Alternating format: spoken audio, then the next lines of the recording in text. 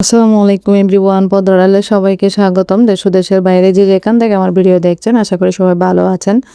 আলহামদুলিল্লাহ, আমরাও ভালো আছি। আজকের ভিডিওটা সকাল থেকেই শুরু করেছি। সকালে চা বানিয়ে রুটি আনতে গিয়েছিলাম, বাচ্চারা এখনো ঘুম।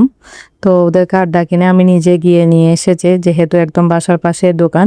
গরম গরম বানিয়ে দিয়ে 2 মিনিট দাঁড়ালে হয়ে যায়, অনেক সময় হয়তো দাঁড়াতেও হয় না, সাথে সাথে নিয়ে আসা যায়। তো এখন চা খেতে বসে যাব। আমার ছেলে উঠে গেছে, সাথে আমি কালকে ডাল আলু ভাজি ছিল, একটু করে নিয়ে এসেছি খাওয়ার জন্য।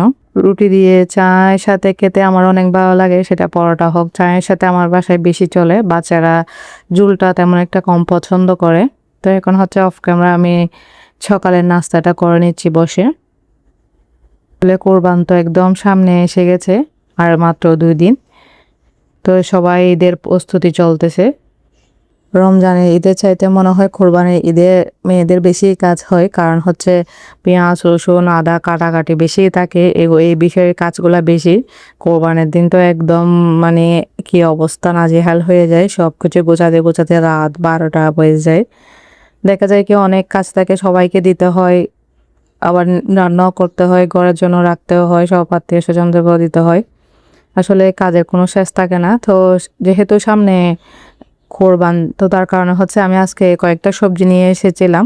দেখা যায় কি তখন 3-4 দিন কোনো সবজি কোনো ধরনের দোকান খোলা থাকে না, বন্ধ থাকে। তো তার আগে ভাগে কয়েকটা সবজি নিয়ে এসে বাসায় রেখে দিচ্ছি। কোরবানের মাংস 2 দিন 1 দিন থেকে বেশি খেতে ইচ্ছে করে না, আর তখন তখন সবজি ভর্তা এগুলা খেতে ইচ্ছে করে। তো আমি লাউ শসা কচুরলতি, তো সেই সাথে কাঁচা আমও নিয়ে এসেছি ভর্তা খাওয়ার জন্য। তারপর লেবু নিয়ে এসেছিলাম, কারণ লেবুর শরবতটা অনেক দরকার।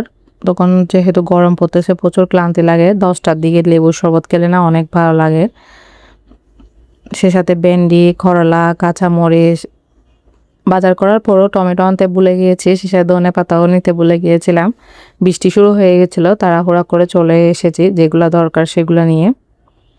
আসলে আমরা প্রবাসী বউদের বাজার করাটা না এত কষ্টকর হয়ে যায়, কারণ বাজারে গিয়ে বাজার করা, আর বৃষ্টি পড়লে তো আরো নাজেহাল অবস্থা, পুরো বাজারে কাদা থাকে। কিন্তু যেতে হয়, কি করব, বাসায় যেহেতু কেউ থাকে না, নিজেকে একা হাতে সবকিছু সামলাতে হয়। কষ্ট হলেও যে সবকিছু গুছিয়ে করে নিতে হয়, দেখা যায় একদিন কষ্ট করলেও পুরা মাছটা সুন্দরভাবে চালিয়ে নিতে পারি। এবং তো এখন কিছু পুঁটি মাছ নিয়ে এসেছি। আমি পুঁটি মাছ তেমন একটা খাওয়া হয় না, তো একটু বড় বড় সাইজের দেখছিলাম, তার কারণে ফ্রাই খাওয়ার জন্য নিয়ে এসেছি। অল্প চিংড়ি মাছ নিয়েছি, লতি রান্না করার জন্য মুরগি নিয়ে এসেছি। যেহেতু ফ্রিজ খালি হয়ে গেছে, একদম ক্লিন করে ফেলেছিলাম। এখন তাই অল্প কিছু বাজার নিয়ে এসেছিলাম। এগুলো এই 2-3 দিন আর কি, যা লাগে তাই খাবো আর কি। তো এখন একটা মুরগি কেটে রান্না করে নেব বাচ্চাদের জন্য, তার সাথে লাউ রান্না করব ডাল দিয়ে, কারণ বাচ্চারা না ডাল না হলে ভাত খেতে পারে না। তো আসার সময় বাজার থেকে কিছু নাস্তাও নিয়ে এসেছি। আসার সাথে সাথে আবার ওদেরকে নুডলস বানিয়ে দেওয়া, একটু বাজার করে এসে মানে কষ্ট হয়ে যায় বেশি গুছিয়ে রান্না করা। তো তার কারণে আসার সময় আমি সমোসা সিঙ্গারা নিয়ে এসেছি। আর এই দোকানে না একটা চপস দেয়, খেতে কিন্তু অসম্ভব মজা হয়। তো এখন নাস্তাটা করে নিব। সে সাথে আমি শসা নিয়ে এসেছিলাম, এগুলাতে কেটে শসা নিয়ে এসেছি, একটু মরিচের গুঁড়া লবণ দিয়েছি।